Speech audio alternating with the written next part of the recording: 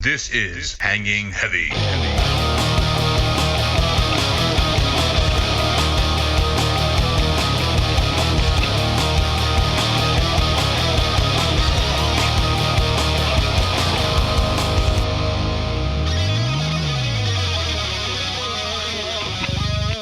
Welcome back to the long-awaited episode of Hanging Heavy.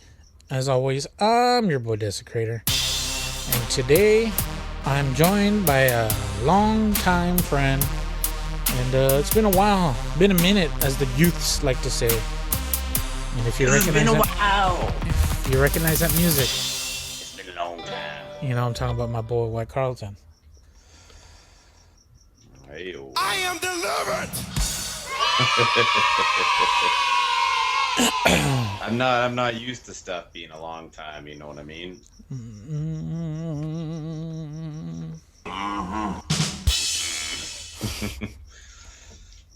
But yeah, it's been a hot minute since I've even fucking attempted to record something.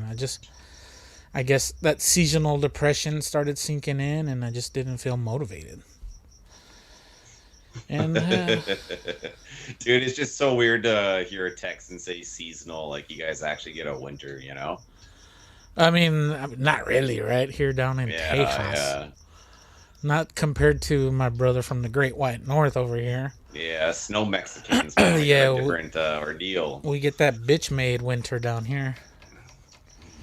You get that hibernation type shit up there. You get the biggest 3 inches a girl's ever seen, you know what I mean? The hardest 3 inches anyone down here has been. And no, you know what? I take that back.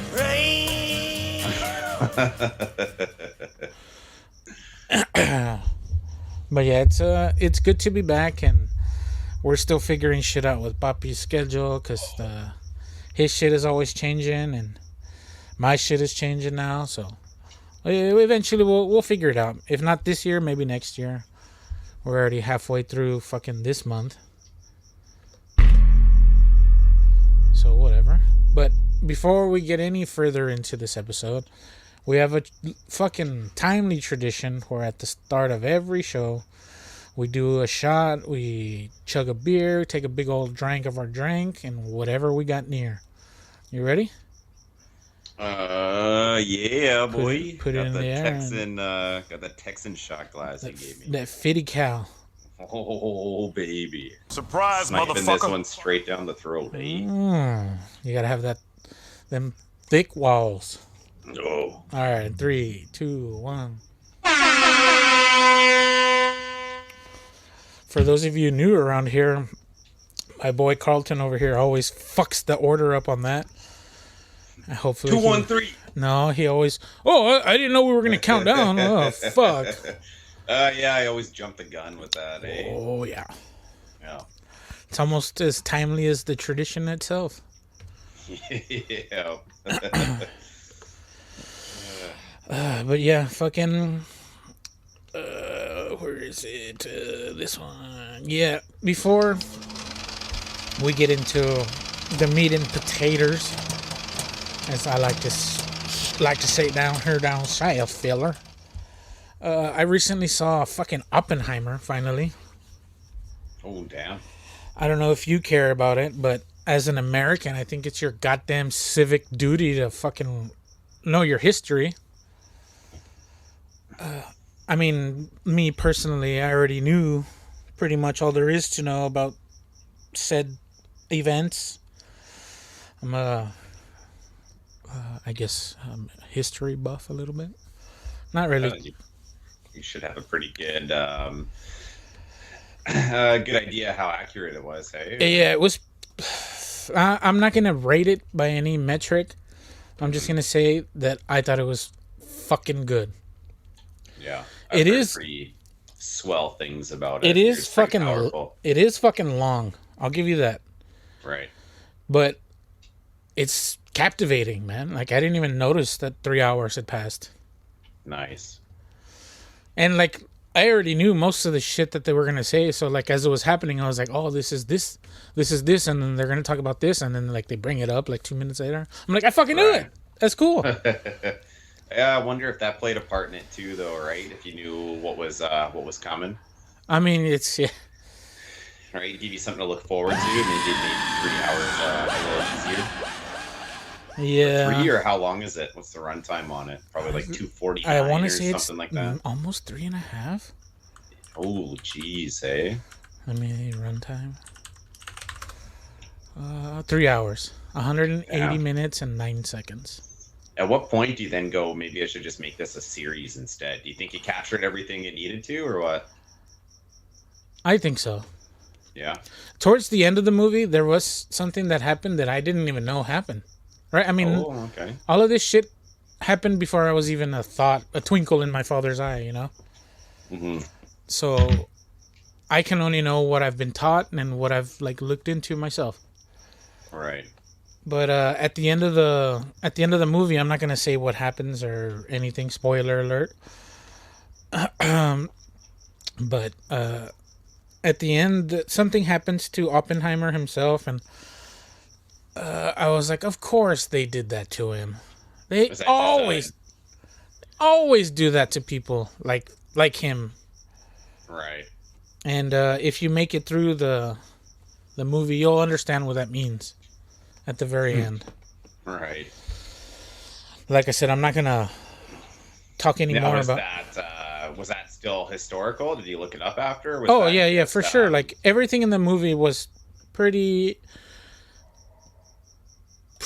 much how I remember reading about it, learning about it. okay, so it wasn't too dramatized. No, eh? no. There was some shit that I'm more than positive never fucking happened, right? But, Yeah, of course, but that's how all those things. yeah. That's part of the deal. And like most of the people that were there are no longer with us. So I mean, who's to Right. Who's there fact checking? yeah, who's gonna be like, oh, well, actually, Yeah. Just a couple computer nerds. yeah, just a bunch of nerds. Hold on, I got a button for that. Bitch, you ain't no nerd. But yeah, I did want to talk about that because I thought it was fucking very well done, and it's a Christopher Nolan movie, so I mean, it's to be expected, I guess. Right. Yeah, the guy never really misses, hey? Yeah, I would say so. Tenet was pretty mid, to be honest. That was the movie that he did before this one. Okay. And it's mostly because of the audio mix. I guess Christopher Nolan has this thing to where like he doesn't like there to be microphones fucking everywhere on set, you know, because like in real life that's not how shit works. Right. So every now and then, like you'll hear actors talk over each other, or sometimes the music that he picks is louder than the people talking, or the action that's happening in the scene is drowning out the dialogue. But he claims that's in Tenet specifically that was all intentional. Whether or not that's true or not, I don't care. Yeah, cover up for lazy editing, Yeah, or if it was actually like part of my immersion. Yeah. Like Tenet is a crazy concept, and like it's a decent movie, but there's like little nitpicky things wrong with it, you know? It's not a perfect movie. But in that regard, what the fuck is a perfect movie these days? Oh yeah, these days, yeah. What's a perfect movie in general? What would you consider one that was so well done and you go, yeah, you know what? That's exactly what I was expecting. A Clockwork Orange. Oh, nice. Yeah. So, like, that's a Stanley Kubrick movie, but it's based on a book, obviously. Yeah. No, So, I got a buddy that's read the book. yeah, I own the book, and I was like, I'm not gonna watch the movie until I read the book. I want to understand the nuances. Yeah. But I think I read the book. I was 16 or 17. Yeah. I have no fucking clue what half of that shit was. I mean, they're speaking in Droog speak, right? So it's like a made up English slang. Of course, I'm not gonna understand it as an American. Yeah. Oh, you want to get a little in out, do you? Ultra violence. A little bit of the in out. That's what they call fucking in out, because your dick goes in and out. Whoa. So literal. Yeah, but no, like that movie's just visceral, right? It makes you feel, and the content of the movie itself, like eventually the character matures throughout because it starts off he's a fucking not a kid, but like he's young and dumb and shit. You know how that shit goes. Yep. And if you don't know anything about it, I highly recommend watching the movie. You don't need to read the book. I'm gonna be honest. A lot of the time they're speaking shit that you don't even understand. Like, oh, I've got the glob shop in the Shire, the milk. What the fuck are you talking about? I'd like to get an Englishman's, thoughts on it. Too, Yeah, if with the I knew any slang, be British like, people at the time, yeah. I would have been like, what the fuck does that What mean? the fuck is that? What the fuck is gosh, mate? If you don't know, Yeah, I wasn't gonna go there. don't Google that one. Yeah. Or maybe you do. Urban Dictionary. Yeah, there you go. Lava dick. Oh, dude, that was a good one too. Let's look that one up real quick. That one was put in there by Yeah Boy. Let's see. Lava dick, a large ginger penis, red hot and speckled like flowing lava. Oh man. I don't know if you caught the second part. Red hot and speckled like flowing lava. Yeah. Speckled was the word I got really hung up on. Yeah. And like they use it in a sentence like, damn, baby, you ain't never had a ginger? I'm gonna give you this lava dick. Careful, I'm gonna throw them magma ropes. You ain't never had hot lava dick like this before. Jesus. That was 3 years ago, 2020. Yeah. 12 likes. Dude, were we playing the forest when you made that one? Possibly. Kind of feels like you were. I feel like that's something that would have came up, you know? And with that being said, let's get into a long time running old ass segment of the show. And back in the day, some random FBI bot gave me a great title for this segment, and it's play till we lose. It's a video game segment. Damn. Shout out to Jacobly. Shout out to the robot and my FBI handler, Jacobly. Yeah. But yeah, the forests. I don't know if listeners remember me talking about maybe a year ago. Sons of the Forest. The Forest Part 2 finally came out. And Carlton here had a pretty smart idea of saying, this game is coming out early access. So let's let it breathe a little bit. Let them debug it. Let it brew, right? Yeah, let them add some shit. Yeah. And it's been almost a year now, and we're barely starting to play it. Yeah. It was the right call. I mean, yeah, definitely. Shout out to the guys that are working on it. What is it? End Games? End Night. The End Nights. Yeah. And they're updating all the time, man. Yeah, they're pretty much updating and patching like every 2 weeks. 2 to 3 weeks. Yeah. And taking in lots of player feedback, which is always good to see too. Mm-hmm. Yeah. It's a game that's in early access for like all the right reasons. Yeah, for sure. I'm talking to you, Star Citizen. It's finally getting I never hopped on the free to play. It's finally getting a full release. Oh, really? Hey. Yeah. 10 years later, and what? How many millions? 12 years later, like $300 million later, some shit. Yeah, probably more than that. Most expensive game ever produced, isn't it? Yes, it took the title. Yeah, which is pretty wild considering games like Cyberpunk and stuff. You know, like there's a lot of money thrown at that. I think they paid. What's the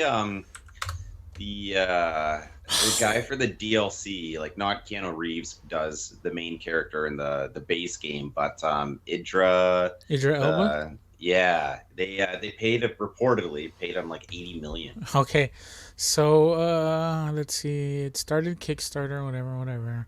Or maybe that was just the cost of the full DLC, but that dude took in like a cool chunk of cash. Okay, so as of 2022 September, through crowdfunding and overall people paying for whatever they're paying for, it earned $500 million. Damn. That's last year. Star Citizen? Yes, sir. Dude, people are paying like thousands of dollars for in-game ships. Yeah. I find that insane. They literally have showcases like you would if you were rich and, you're like, oh, I'm thinking about buying a Porsche. And they send out all the invites to all the rich assholes. They're like, yeah, we got a bunch of new Porsches. Come check them out at the, at the showcase, man. There'll be drinks, there'll be some hotties, who will want to go for a ride in your Porsche with you. We'll put the Porsche on a platform that spins around so you can really see it from all angles. We'll shine a couple different lights on it. Resemble, do you guys live in the rainforest? Let's throw some drizzle on it. Some Get green the shit on sprinklers it. going. Yeah. But they do that in the game, man, for their ships. I just find that so wild.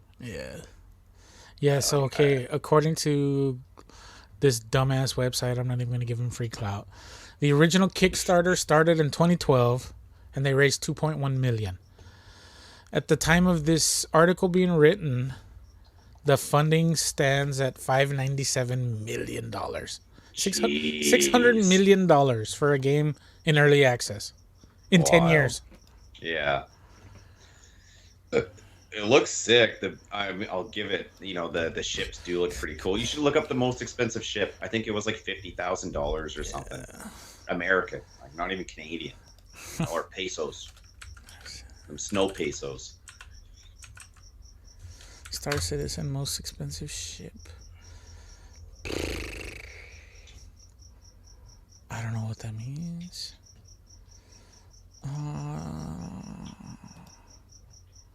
Let me go to this article from doesn'tmatter.com. So this was posted 3 days ago. Oh, shoot.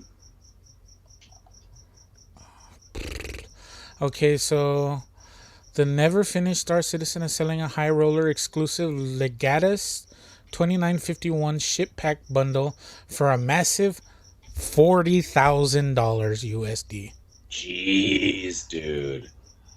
What? Like, who's playing this game? Who's buying anything in this game? Yeah. I've heard of And how whales, long- dude, but god damn. Yeah, this is how I write off my crypto. For real, my crypto earnings. Plug it all in a Star Citizen. Let's Yeah. go. It's in-game currency. It's not real money, and you can't tax it. Yeah. Was never liquefied. Yeah, there we go. I never held it. Unbelievable. Yeah, it's fucking wild. I wonder if could you imagine if Star Citizen was like literally just like a massive like crypto dump? That's like the outrageous prices. They're like, oh, the only people paying us, it's all the fucking developers. Just, our earnings, we got to deal something. Well, we can pay us this way. And if they're donations, they should be tax-free. It's tax-free, yeah. Right? Yeah. Maybe edit all that out. Like, I don't want no one knocking at my door. I think we're onto something. Nah, they've seen your tax returns. They know you're not onto something. Yeah. Damn.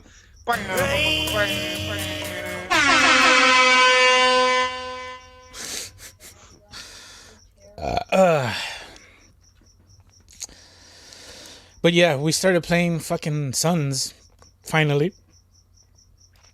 And at first for me it was fucking rough. The whole reason why I even joined PC Master Race in the first place was because of this game. Yeah, the hype was so real after the first one, dude. The first game just hit all the right notes, man. Yeah, the first one was like the perfect time. Yeah. It was Perfect just trends. enough. It was just enough content. It worked. Yeah, we also hit it after a full release too. Yeah, it was it was completely full release. Because it sat in early access, much like this one. I think for it quite was. a while. I think it was in early access for 4 years before it went full release. Yeah, we're already going on 1, so we're almost halfway there. Yeah, but yeah, and it was free for us, right? It was a free game of the month on PlayStation. Was it? I believe so. Oh yeah, you could be right. Let me look that up.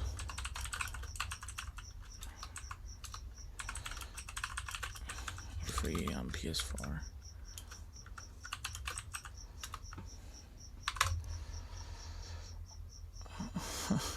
Yeah, because still to this day there's stuff.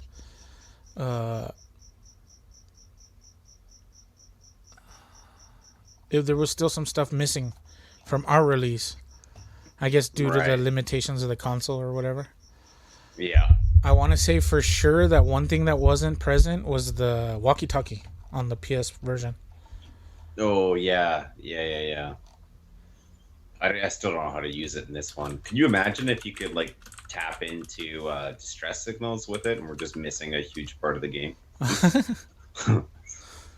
But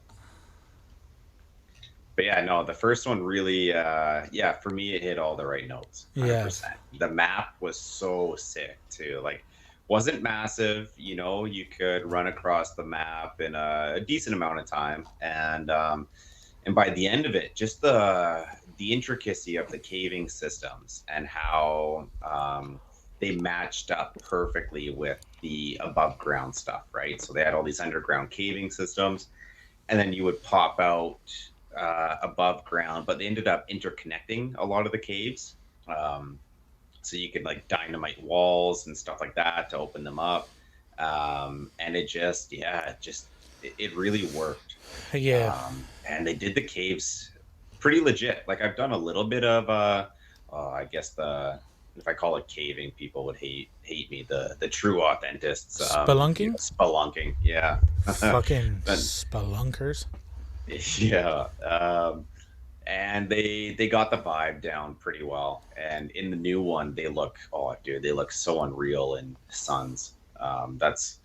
We haven't gone through many caves yet, but that's something that definitely I got to give them huge props to, like all the stalagmites and stuff. Yeah, the lighting in the first one was on point, and now on this one they're utilizing ray tracing and all this shit. Yeah. So yeah, like I was saying, I bought my rig because of this fucking game. I dumped $2,000 in 2020 money to play this fucking game hassle free. Mm-hmm. So we've been playing other games here and there, and I've run everything on Ultra with no problems ever. Aside from shitty USB hub and bad monitor cables. Yeah. But PC Master Race.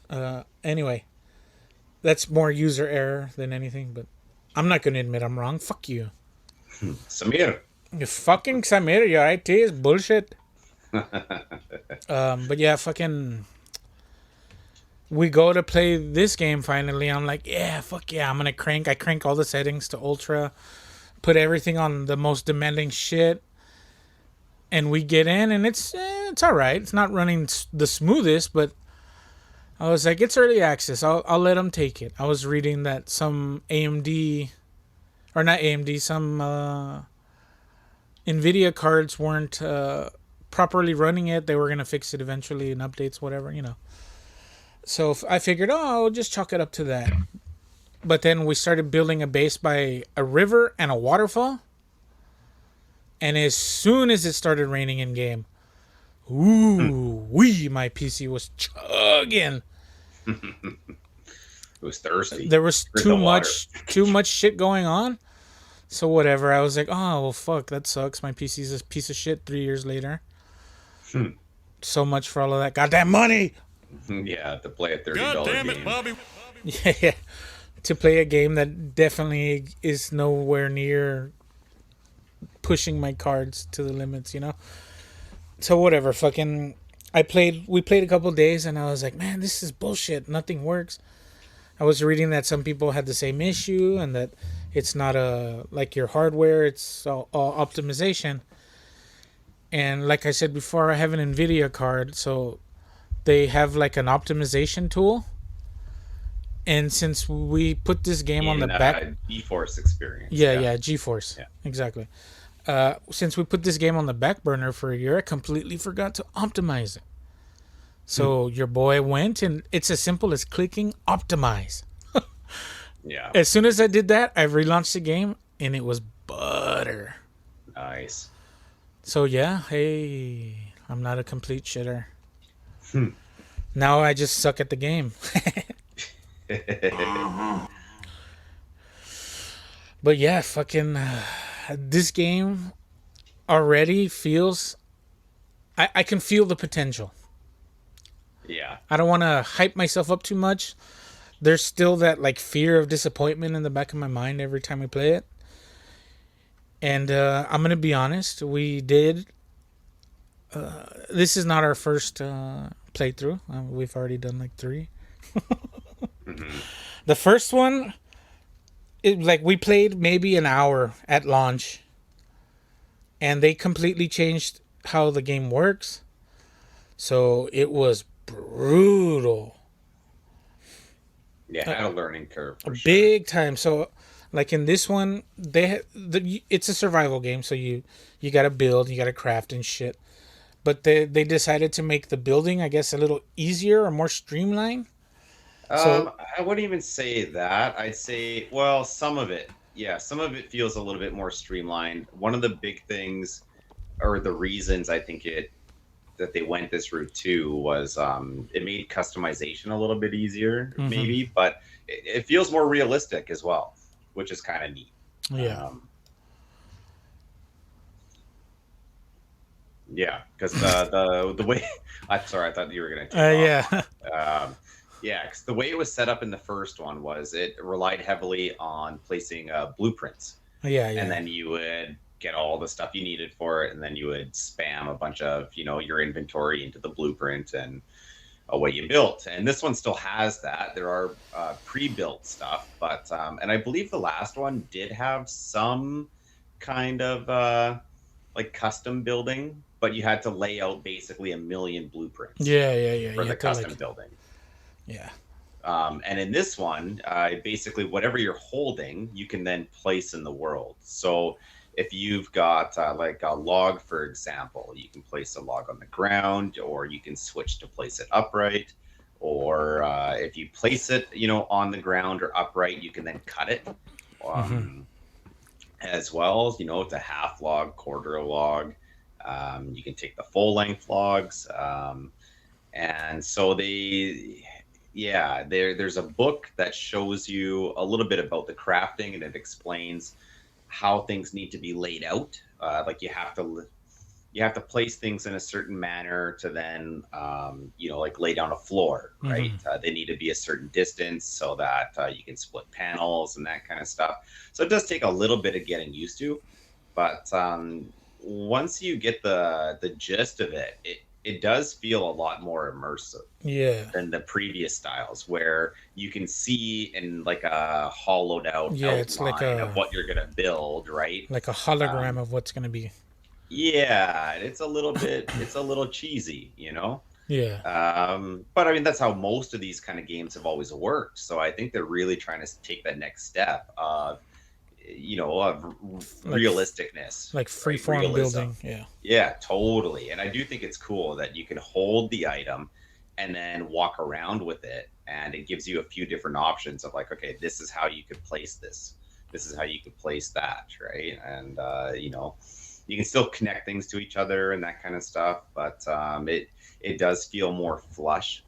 There's like the odd thing that gets a little bit frustrating. One of the biggest ones that I found difficulties with early on was in the first game. The stick was a weapon. Uh-huh. You could hold just a regular stick, and that was if you wanted. It was the play. Like holding the stick was the play. You used it to block all these little cannibals and shit that would jump out at you, and the way that the AI was set up was quite impressive. And the AI learned based off of your play style. And the advantage of the stick is that you could hit the AI and they wouldn't get overly aggressive on you. Yeah, like as opposed to like chopping them up with an axe. Yeah, instead of like doing heavy damage versus like just a little thwack. Yeah, it's like what you do to a dog, right? And Oh, not with a Hey, stick, bro, come on like now, a dog. little love tap. Come on, like, hey, man. smarten up. So. Yeah. It'll teach them a lesson. But in this one, that's not what the stick is for. The stick is for Strictly building fire, yeah. like that. But dude, the first time we played, I remember You're getting your groove on, you're exploring, you're like, oh man, okay, we should start a fire. So we get a fire going. Took us fucking forever to figure out just how to do that. So we get that going. And then as it starts approaching night, these little cannibal guys start like, oh, yeah, let's take a look at what these guys got. You cooking some fish? Oh, I'm hungry, man. Give me some fish. And we got attacked, right? And so here I am with my stick, like, yeah, I'll just use the stick to block. Yeah, I'll just beat this fucker with the stick. Yeah. But it kept wanting to build a fire because in the last one you had to place the blueprint for the fire, and then you spam the stick button. Yeah. But in this one, when you hold the stick, like it's what it wants to do is build the fire. If you look down at your feet, it wants to place the sticks. So I kept accidentally placing the sticks, and I got my shit pushed. Yeah, in, like real good. When you're surrounded by a bunch of homeless guys, and you're fucking freaking out, it's kind of hard not to spam fire sticks. San Francisco? New York. New York? Yeah, there's a few. Vancouver? Seattle? Yeah. Vancouver. Oh, you're... Yeah, that's Canada version. No, we won't even go there. Yeah. There's people that hurting, and there's people just trying to survive, so can't lump them all together, Yeah. But yeah, we've finally started playing Sons, and so far so good. I am currently playing. This fucking guy. Fuck that! I don't need that shit in my life. Well, sorry, baby. I do want to continue playing this fucking game, so I promised. Yeah, I promised Carlton 30 minutes, and we're at 30 minutes, so I'm a man of my word. So yeah, I feel like more or less you're just jonesing. Yeah, well, I mean, whatever. We've all reached the same outcome. What does it matter, right? We've all got our vices. We've all got the same answer. What does the work matter? I don't know, man. My math teacher was adamant about showing your work. Yeah, so was mine, and the only work I showed was whatever I copied. But yeah, shout out to my boy Carlton. Thanks for joining. Yeah. Hopefully we'll figure this shit out with Poppy and the boys, and we'll get running again. And like I said, hopefully everybody's in a good state of mind. Hopefully everybody's doing well, and thank you for listening to Hanging Heavy. As always, I'm your boy Desecrator. Much love, and Richard Ryan.